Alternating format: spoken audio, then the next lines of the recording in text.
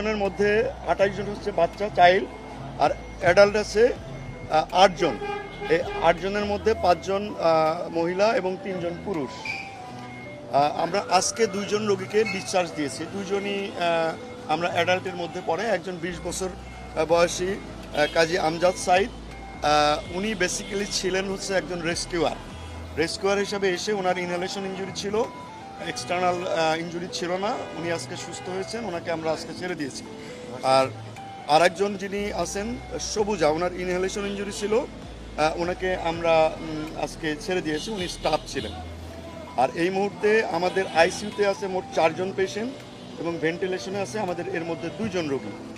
আর আমাদের মেল এইচডিউতে আছে 3 জন রোগী, ফিমেল এইচডিউতে আছে 6 জন রোগী, পোস্ট অপারেটিভ ওয়ার্ডে আছে 8 জন রোগী এবং কেবিনে আমাদের 12 জন রোগী। এর মধ্যে আমাদের ক্রিটিক্যাল কন্ডিশনে আছে আমাদের 4 জন রোগী, যেটা গতকালকেও ছিল, এবং সিভিয়ার কন্ডিশনে আছে আমাদের 9 জন রোগী। আর এর মধ্যে ইনহেলেশন ইনজুরি আছে আমাদের 7 জন রোগী। আর যে প্রশ্নটা আপনারা করছিলেন 30%-এর উপরে আমাদের বার্নের রোগীর সংখ্যা এই মুহূর্তে 6 জন। আমরা গতকালকে সিভিয়ার থেকে ক্রিটিক্যাল স্টেজে, অর্থাৎ একটু খারাপ স্টেজে গেছে আমাদের 2 জন রোগী। আর আমাদের নতুন করে আইসিইউতে তেমন কেউ আসেনি, যা ছিল তাই, এবং আমরা আইসিইউ থেকে কাউকে স্টেপ ডাউনও করাই নাই। আজকে আমাদের মৃত্যুর কথা যেটা বললাম 0, এবং টোটাল ডেথ এই পর্যন্ত আবারও বলছে 17।